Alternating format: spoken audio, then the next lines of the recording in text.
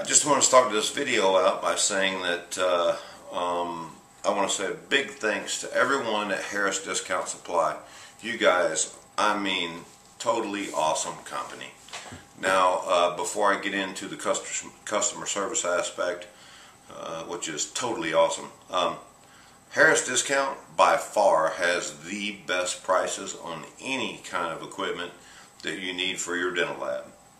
They've got the best price and the service is phenomenal. I've been doing business with them for probably 15 years. Me and Mike Harris go back from the beginning. And Nor, you're the man, brother. Oh my God, I've dealt with Nor more than I have Mike, and I tell you what, Nor, thank you very much for everything you've done all through the years, especially now. You really bailed me out. Nor I had an emergency situation. You'll see the video on the equipment that I'm fixing. Nor took total control, and he grabbed the bull by the horns, and he made things happen, and happen fast. When you're in a production setting and you have work that you have to get done, I had a lot of work that was, everything's time sensitive in this business. And Nor, thank you very much for taking care of me. And Forrest, you are the man. You really know what you're talking about. You know your business there, buddy. But anyway, I just wanted to give a quick intro to Harris Discount Supply. The prices are better than anyone else's, and the customer service blows everyone else out of the water. I'm going to tell you, on a scale of 1 to 10, they're a 10 with 3 stars, or 5 stars. Okay, we're going to be rebuilding the entire unit here. The heating element was not the problem, so we have all of the parts required to do the rebuild with.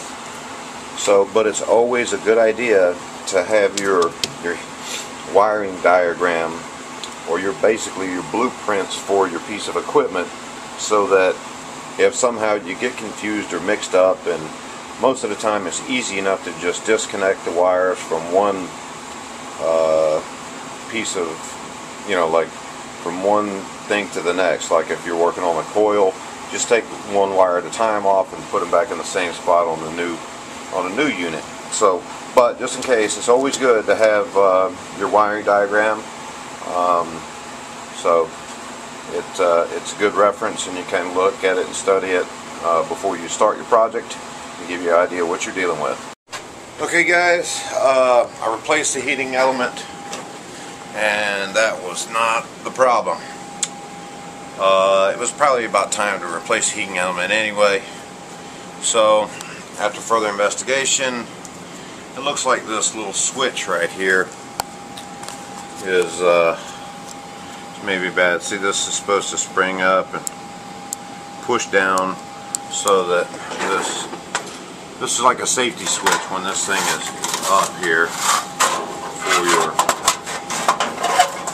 for your door. See, so I've installed a new one that the spring is working properly. I know this camera sucks because it's no macro, but it wasn't that big of a deal. It's just a little, let me get the flashlight here, just a little small part there, only a couple of wires. So I just made sure that one was going to the coil and the other one was going to the processor, which is this unit right here. Okay, now during this process, I noticed, during this process, I think I screwed up and made a big mistake in trying to clean some dust out of here. And see, this side's fine. This side, you probably can't see it, but it's kind of oily. It's a little bit oily, and if I see on my thumb, a little bit of moisture. I think there may have been some air in my lines that I hit on that switch. So I have a brand new switch. I'm going to install it. We're going to see how that does. And worst case scenario, I will rebuild this entire machine. I have all the parts. I have the processing computer, motherboard, whatever you want to call it. I've got coils, I've got transformers, I've got it all. So, worst case scenario, this video you'll be seeing me do a complete rebuild on this furnace. So anyway, I'm going to go ahead and install this new switch, and it's pretty simple. On these things you've got, you know, it shows you which direction is. I'll back up a little so maybe you can see, which is on and off. They're labeled. This is on the top. So it should be pretty easy. You know, you just take and you know, there's 4. It's a little different on-off switch, but the 2 on the top you put on the top, 2 on the bottom you put on the bottom. You're just connecting a basic circuit, so it really doesn't matter as long as the 2 on the top or on the top and the 2 on the bottom are on the bottom. So it's pretty easy. I won't bore you too much with that. I'll just show you after I got it installed. Okay guys, we have successfully installed the new on-off switch here, and that is not the problem. So now at this point I'm going to go for the guts of the operation here and replace the control panel. So I may set the computer up for this, I may set the camera up for this so you can watch. Okay, well, the lighting sucks in here, so hopefully this will turn out okay. So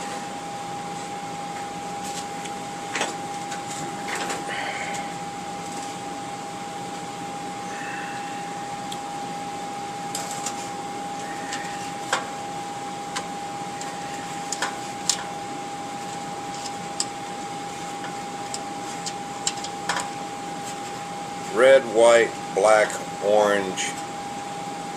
No, okay. So we got a red wire here, white second, black with this gray cap is third, orange is the one on the end, on the bottom. Then we have our yellow wire here to the left and our red wire there to the right. So it should be pretty simple.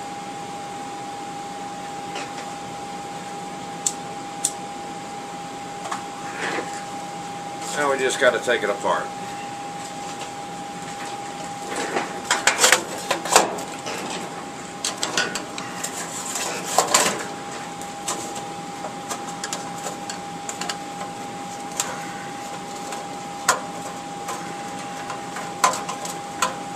As always, guys, always make sure that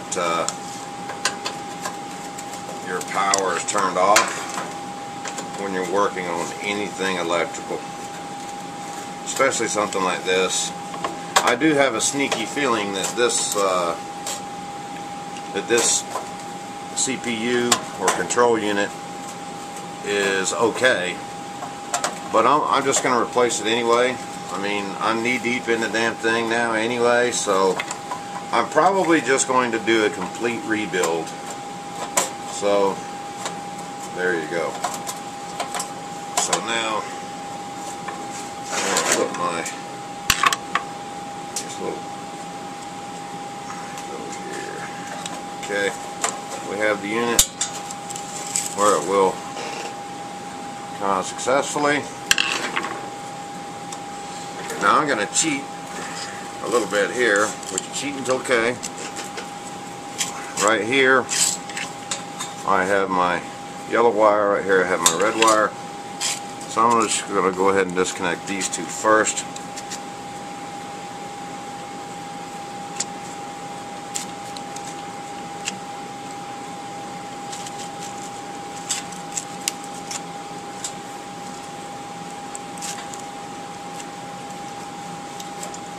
Which is on there pretty good.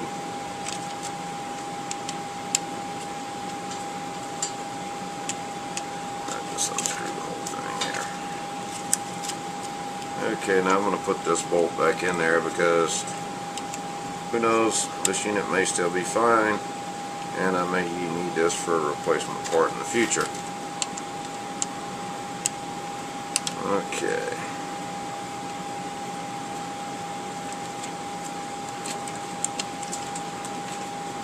Alright, so there we go. We have our red and our yellow.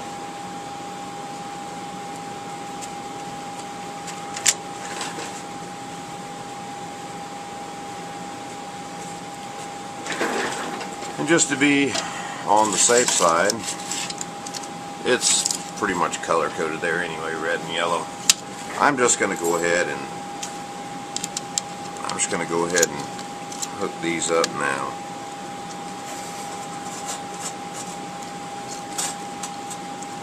That wire doesn't like to go through there. I'll just take this off like this. Come up with it. And just wrap it around a little tight in here. I'll screw this bad boy in. Okay.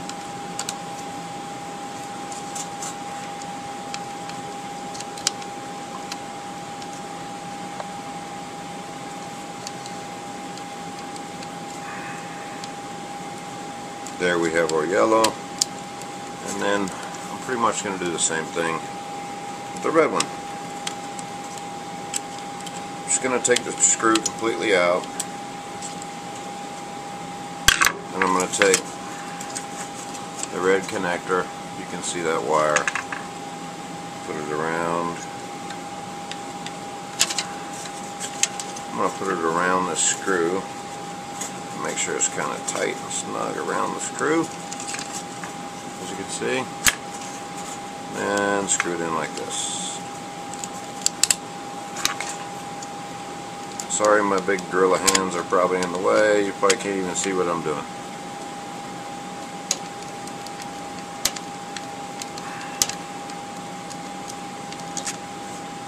Nice and snug, but not too tight. Okay, now that should be pretty simple here. We're just going to take our red wire and put it here. Where the old red wire went. We're going to take our white wire, put it, if I can get it off, we're going to put it right here.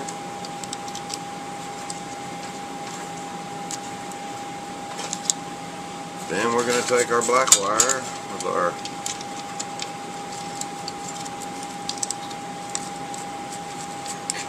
connector here, if I can get it off. Okay, we're almost there. Nice and snug. Last one is the orange wire. Okay, so this one is now completely disconnected, but I will put it in a nice box and save this, because honestly I don't think there's anything wrong with this unit, but if I'm going to spend this much time and effort, I'm going to go ahead and rebuild the entire unit. Most people would send this into the factory to do this, but the hell, if I can do it, I'll do it. Okay, here we go. So now we're just gonna put this front plate back on and screw this back in.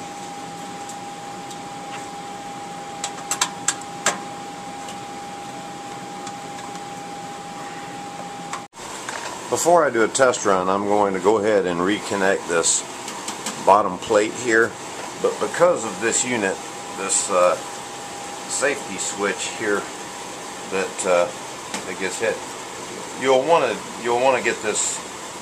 You'll want to screw these in with the door open, just as a helpful hint. Okay, we've successfully installed the new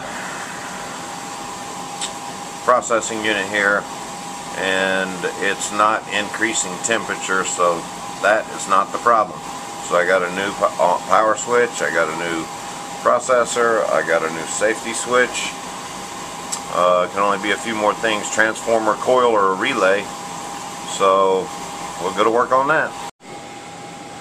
Okay, there's only well, two more parts that I would feel worthwhile. That's the transformer. This is the coil relay. So I'm going to replace both of these units here.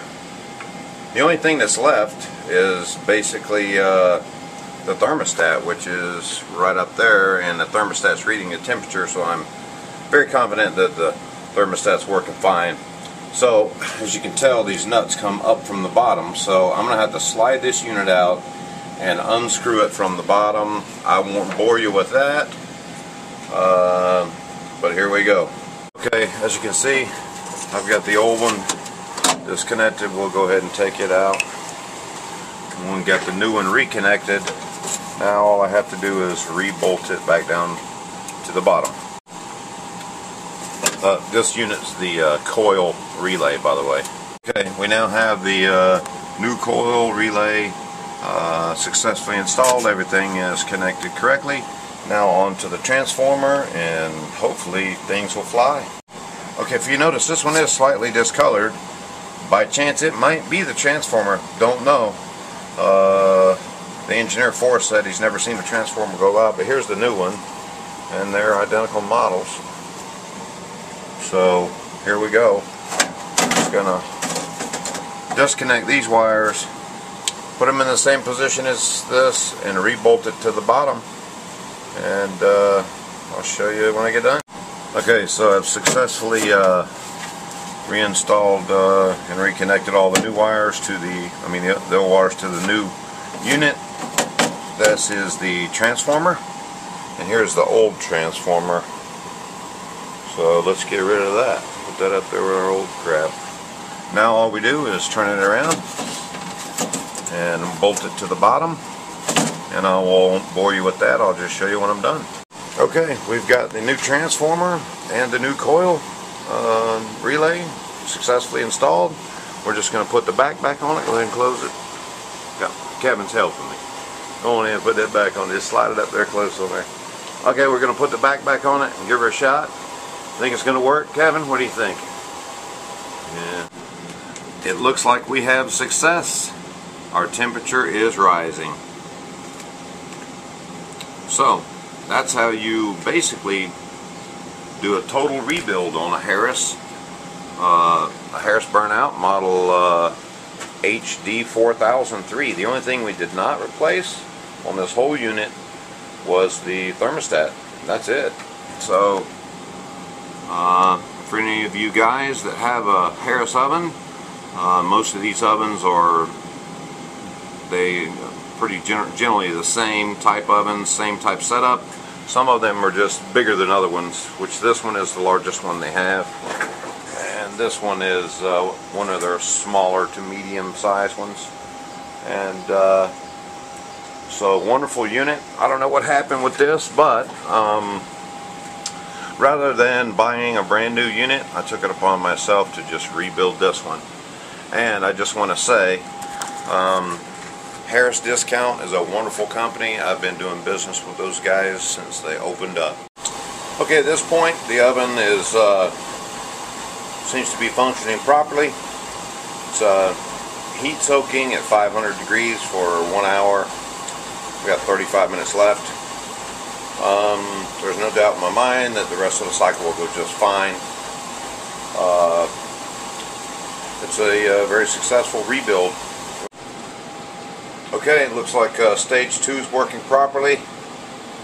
It's going up to 1850. I'm going to hold that temperature for 40 minutes before I cast. Now, I have CAD-CAM technology, so I have plastic patterns opposed to wax. So my soak times are a little higher, a little longer than your average framework. So, but looks like the oven's working great. There's no doubt in my mind that it's starting to glow a little bit. That I'll be casting here about midnight. So thanks again, Forrest. You're the best. Okay, everything's going as planned. Success.